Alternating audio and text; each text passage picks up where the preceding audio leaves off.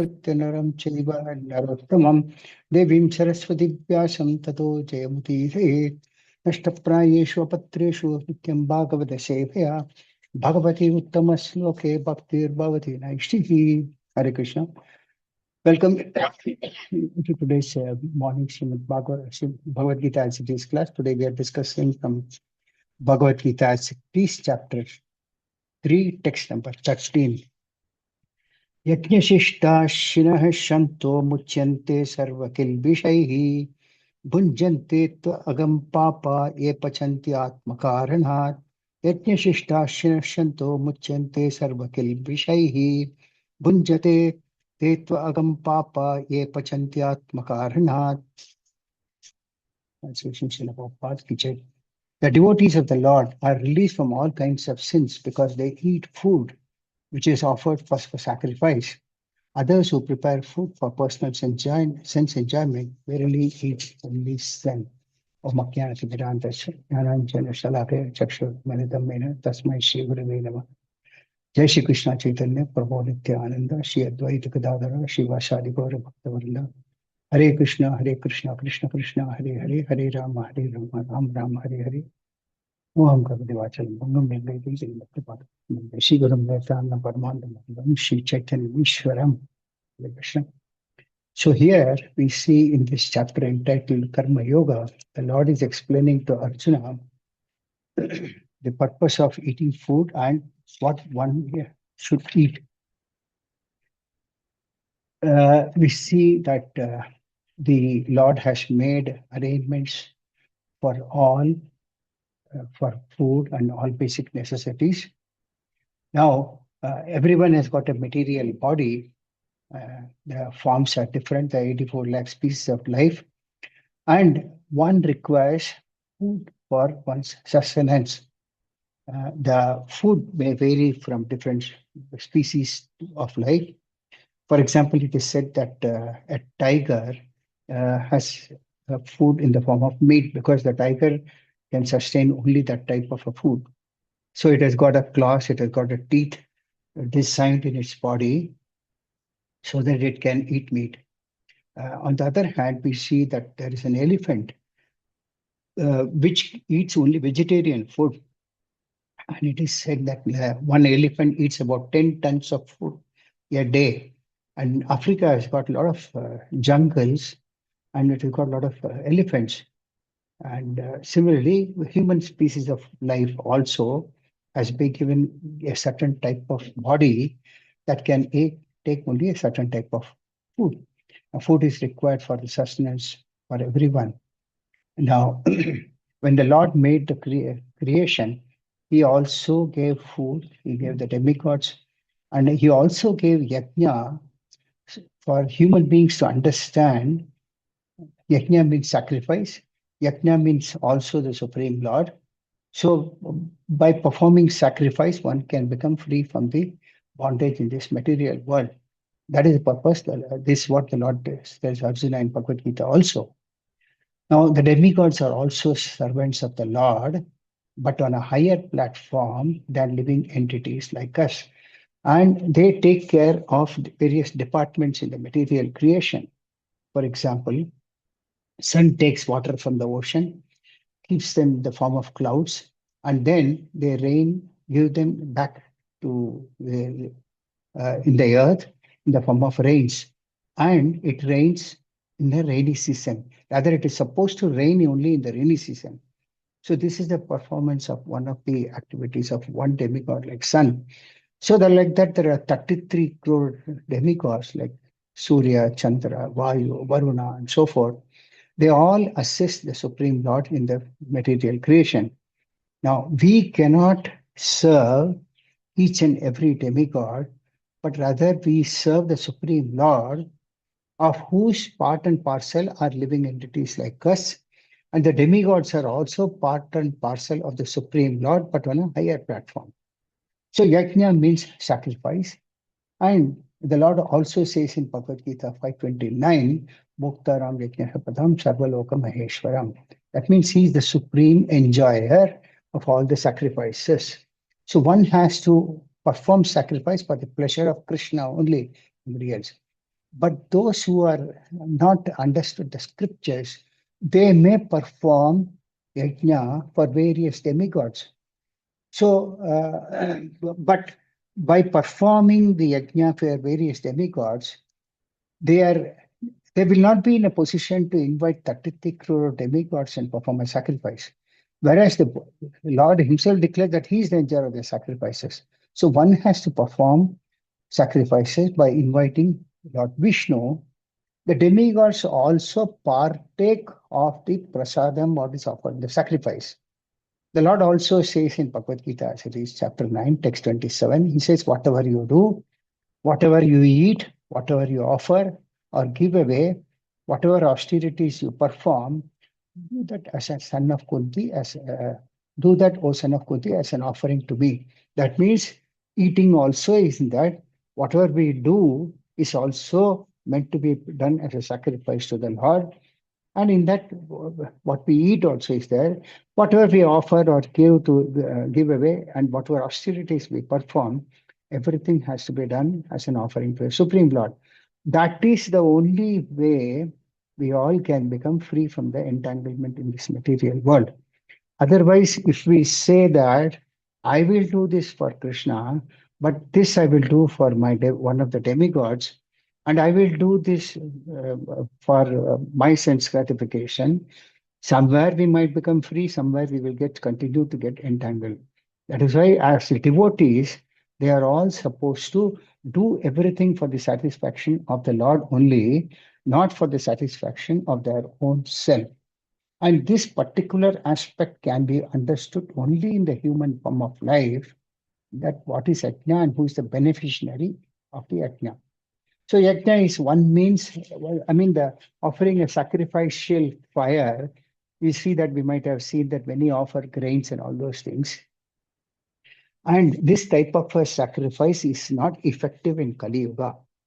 This was effective in one of the ages, but in Kali Yuga, fire sacrifice is not effective.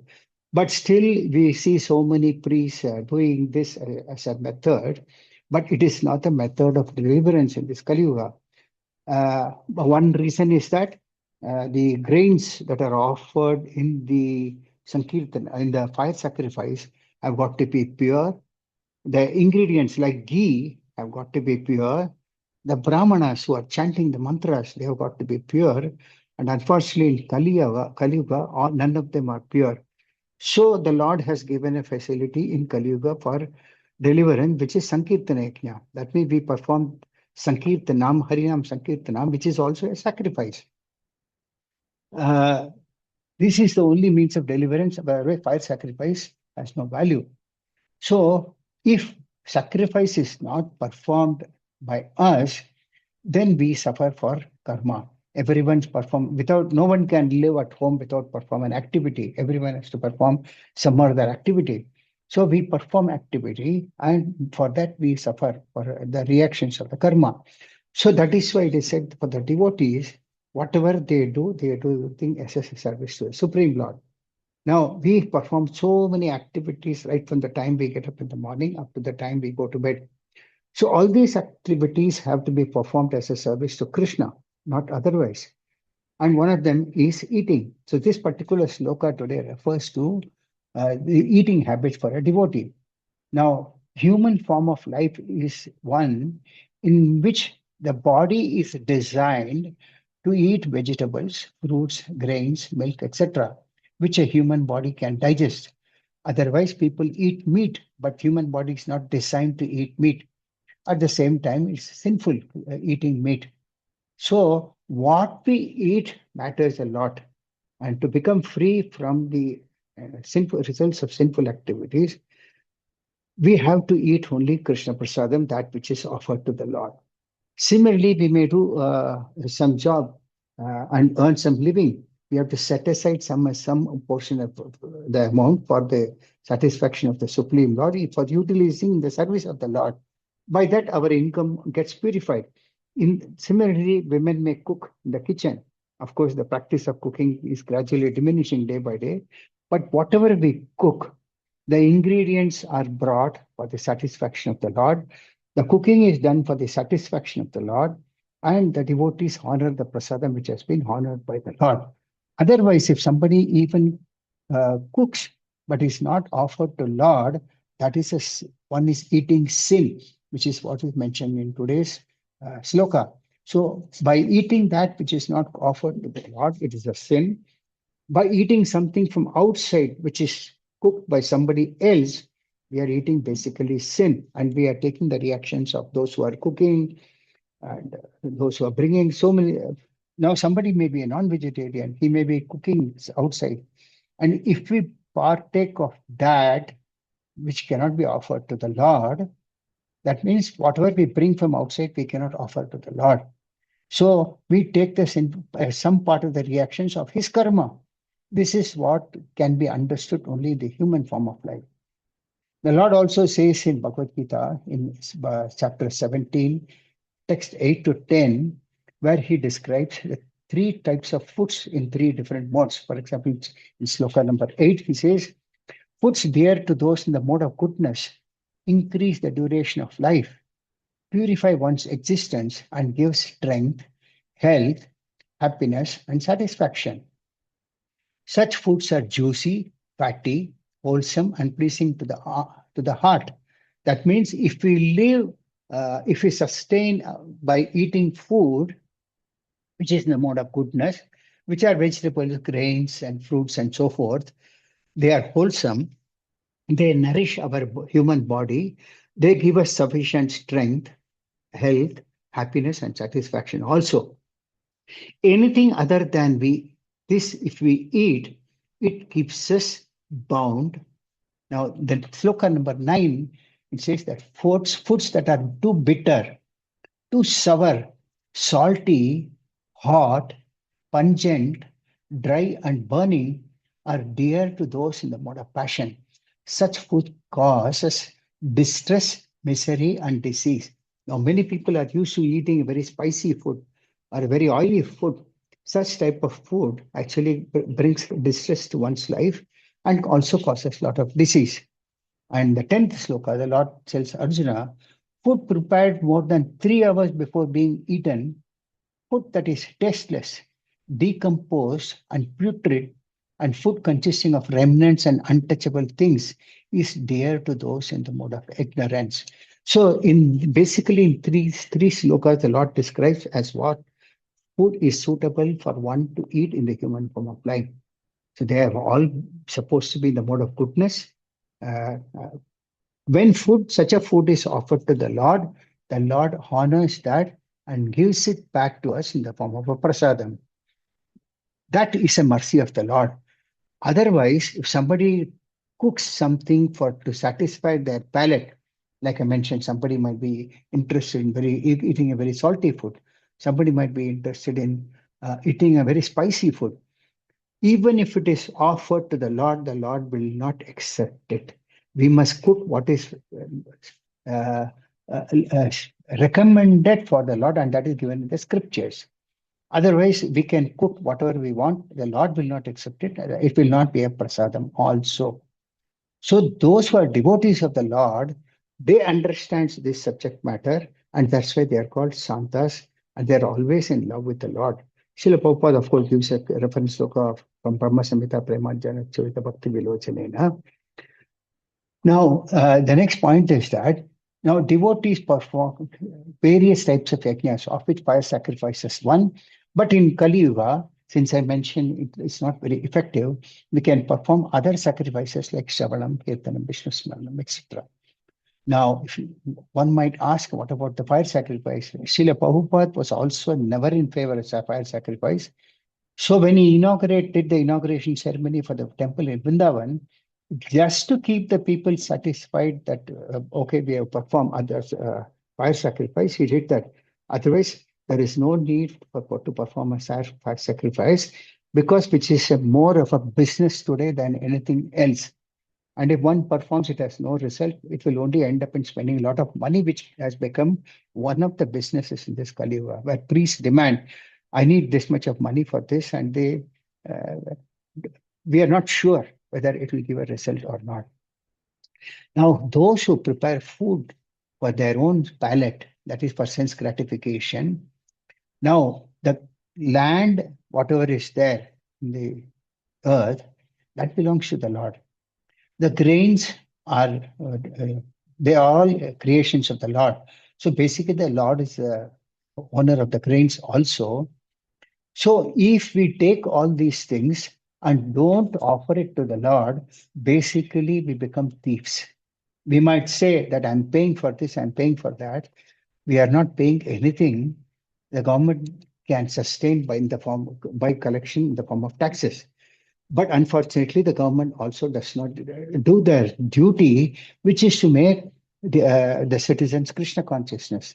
Now, we don't depend on the government for that, but we do our job of becoming Krishna consciousness. And by becoming Krishna conscious, we try to make others also Krishna conscious. So, if we eat for our sense gratification, that means we are cooking for our senses. The Lord need not accept it. If it is not in the at least it should be in the mode of goodness. When we cook for the Lord in the mode of goodness, then the Lord will accept it and give it back to us as transcendental, which is what becomes prasadam. Otherwise, if we cook for our satisfaction a pungent food or an oily food and offer it to the Lord will not accept it and it will not come back to us as prasadam. It is a wrong conception that whatever we offer, the Lord accept it. No, the Lord need not accept what is not in the mode of goodness itself. So, if we cook for our sense gratification, we bind ourselves. Whereas if we cook for the satisfaction of the Lord honors it. And when we eat that, when we honor that prasadam, that is a purifying agent. It purifies our thoughts, it purifies our actions, it purifies our words, everything manasa vacha karmana. So devotees do everything for the satisfaction of Krishna, whereas non-devotees do satisfaction of their own senses. One example in Mahabharata itself is Duryodhana was fighting for for his own senses, while Arjuna was fighting for satisfying Krishna's senses. So if we don't do this, we call ourselves as proprietor and we are basically thieves. We are trying to steal from the Lord and say that it belongs to us. No, everything belongs to the Lord. Everything, the Lord is the only supreme enjoyer for all these things. Otherwise, we become a thief and we are become also sinful. So in order for that, we have to perform Sankirtana Yajna. And that is one of the reasons that people are becoming more atheistic because they are not performing any sacrifices. So they are taking more reactions in Kali Yuga, which is why the lifespan of most of the people in Kali Yuga is decreasing day by day. If you ask if your forefathers who are in your house, they all lived a healthy life because the ingredients were good. They were all eating only food in the mode of goodness, and generally people were devotees of the Lord. But as the Kali Yuga progresses, people are averse and they are becoming atheistic, and whatever they do it for their sense gratification, and whatever they eat is also outside food, and that is one of the reason we see that the hotel business is flourishing day by day. Every corner we see a second place is a hotel because people don't want to take the effort, put in more, they don't want to put in efforts for cooking. They want everything ready made. So what happens? Whatever they cook, they eat, and their consciousness is also polluted. And that is one of the reason we see that the more people become atheistic, they are becoming more and more fearful, which is one of the causes for reduction of the lifespan. The more people become atheistic, we see that day to day there are so many problems, like sometimes there is a drought, sometimes there is a famine, sometimes there is scarcity of something. The air that we breathe is also so much polluted because of the vehicles and so forth. And the lifespan of a human being has been reducing gradually. People in the yesteryears used to live very peacefully for 100 years. It came down to 60 or 70 years. Nowadays, people are not healthy even in their 20s and 30s. People were small children. I see many of the children wearing glasses at a very young age.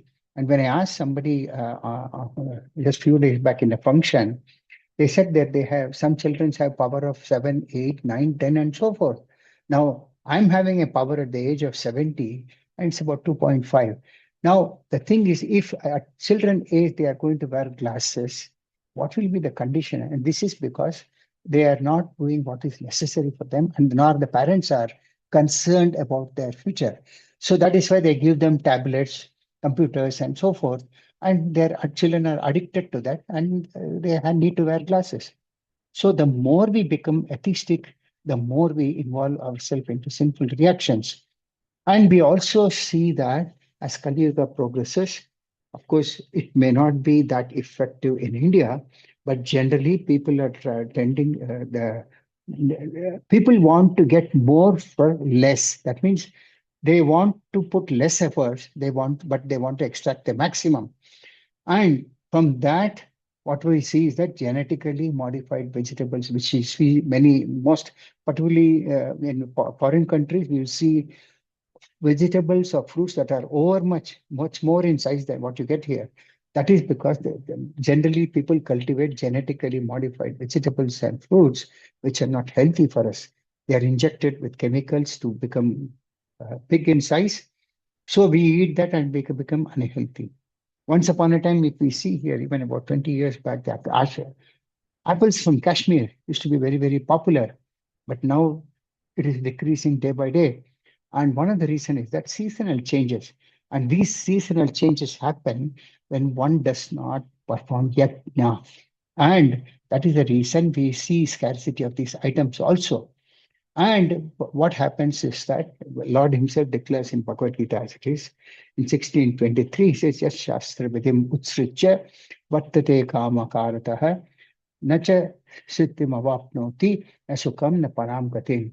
The translation is, he who discards scriptural injunctions and acts according to his own whims attain neither perfection nor happiness nor the supreme destination.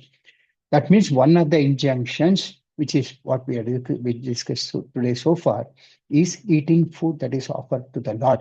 So the more we eat outside, we cannot be happy in our life. That will only reduce the lifespan. Whereas if we eat that which is offered to the Lord, which is in the mode of goodness, like milk. Milk is one product which gives a lot of uh, uh, intelligence to develop brain tissues.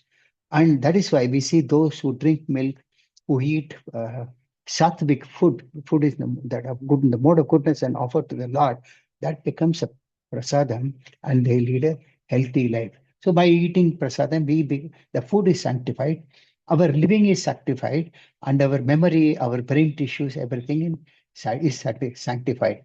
So basically, when we offer sattvic food to the Lord takes it and gives it back to us as his mercy and his love. He need not physically give it back the same way that we eat. The Lord can eat without eating physically. He can just see and eat. When the Lord is satisfied, he gives us love with the form of love and mercy. And when we take that, our thought process, our actions also become purified. And if it is not happening, so one of the reasons may be what we eat. So Barsadam is basically a mercy form of the Lord. And particularly in Kali Yuga, we should be very careful. I got one quote from Srila Vishwanath Chakravarti Thakur, which says, the translation says, "Oh devotees, this poor creature is standing at your doorway, waving his tail and barking. Please let him have a little prasadam so that he may become exceptional among dogs and get the best of masters as his owner." So, Srila Vishwanath Chakravarti Thakur is one of the acharyas in our sampradaya. So there he is giving a sloka, which in a very humble mood, he's asking that I'm waiting to have a little prasadam, and I want a good master. Let me be an exceptional person among dogs. He considers himself as a dog, and he says that he wants to be exceptional among the dogs also and get the best of masters who can give him some prasadam. So the point is that human life is meant to eat, honor only Krishna prasadam. Now, there is also a quote in the 11th canto of Srimad Bhagavatam. It says material sense gratification is based on two organs, namely the tongue for tasting and the genitals for sex life. So, by offering palatable food to the deity of Krishna and enjoying the remnants as Krishna Prasadam, and by accepting the rules and regulations for Vedic householder life and begetting Krishna conscious children, one can gradually bring the full range of material activities to the platform of pure devotional service. And by offering the fruits of one's ordinary activities to the Supreme Lord, one gradually understands that the Lord Himself and not material sense gratification is the actual goal of life. So from this, we can understand the importance of honoring Krishna Prasadam. And Srila Prabhupada always quotes that our mouth, our belly, and our genitals, they are all in one line. So if we honor Krishna Prasadam, the tongue becomes satisfied, the belly becomes satisfied by honoring a sufficient quantity of food, which I'll come to that. And when these two are done, the genitals automatically come under control. But if we don't follow this, then neither the tongue is under control nor the belly is under control. And we see many times even devotees having indigestion issues, and then ultimately the genitals is also not under control. So for all these three to be under control, one has to have Krishna Prasadam from his mouth, and also one chants the holy name of the Lord. That is the Hare Krishna Mahamantra, Hare Krishna, Hare Krishna, Krishna Krishna, Hare Hare, Hare Rama, Rama Rama, Hare Hare. By these two activities, one's living can be purified. There is also a quote in the 11th canto of Srimad Bhagavatam where Uddhava, who is a very great devotee of the Lord, they had both similarities, same face, similar faces, they should dress similarly, where he tells Krishna, even if your illusory energy tries to attack us, my Lord, we will very easily conquer her by our powerful weapons, which are the remnants of your foodstuffs, clothes, ornaments, and so on. In other words, we will easily conquer over Maya by Krishna Prasadam and not by useless and mental speculation. That means here Uddhava is a great devotee of the Lord. He is telling the Lord that even if Maya attacks us, we can overcome that Maya easily by honoring foodstuff and by wearing clothes and ornaments which are offered to the Lord. So just by honoring Krishna Prasadam, one can get sanctified and not end up in mental speculation. So if we live as per the Shastras, cook, buy only what is meant to be honored by the Lord, cook for the satisfaction of the Lord, and then honor that, we can see the difference, and we must have faith in that. If we don't have faith, then it will not have any effect. So if we have faith and honor it that way, then automatically we become purified. Another quote in 11th canto of Srimad Bhagavatam, which mentions, by eating, one gives energy and activity to all of the senses. And thus, if the tongue is uncontrolled, all of the senses will be dragged down to the material platform of existence. Therefore, by all means, one must control the tongue. And if one fasts, then all the other senses become weak and lose their potency. This is one of the reasons we fast from grains on Ekadasi, so that at least to that extent, twice in a month, we are doing some austerity. Then there's a mention that the tongue, however, becomes greedy to taste delicious preparations. And when one finally indulges the tongue, all of the senses quickly go out of control. So if the point is that if the tongue is out of control, all the other senses automatically go out of control. And Srila Vishnu Chakravarti Thakur comments on this also, that one accept Mahaprasadam or remnants of the Lord's food in a moderate proportion. That means one should eat sufficient for one to get sufficient energy in the body. Srila Prabhupada also many times quoted that one should not eat 100%. They should eat and leave some place for water, drinking, and one should not eat less also. And then there is mentioned that since the tongue's function is to vibrate, one should vibrate the glorious holy name of the Lord and taste the next ecstasy of Krishna consciousness. So the human form of life is to understand that the tongue is meant to honor only Krishna Prasadam, and one should eat only that much which is required for supplying, giving us sufficient energy for us to sustain the human form of life. We should not overeat, and at the same time, we should not undereat. Of course, even Sri Chaitanya Mahaprabhu during his pastimes, so many things happen. I would just quote one pastime where Chaitanya Mahaprabhu used to go and visit honor prasadam in the houses of Brahmanas, and he clearly, any who invited him for honoring a prasadam, he said, first you should become a Laksheshwara. That means you should become a Lakapati. Now, His devotees, Brahmanas were wondering, what is the Lakpati? We don't have even 100 rupees or 1,000 rupees. Then Chaitanya Mahaprabhu said, everybody should chant the holy names of Lord 100,000 times.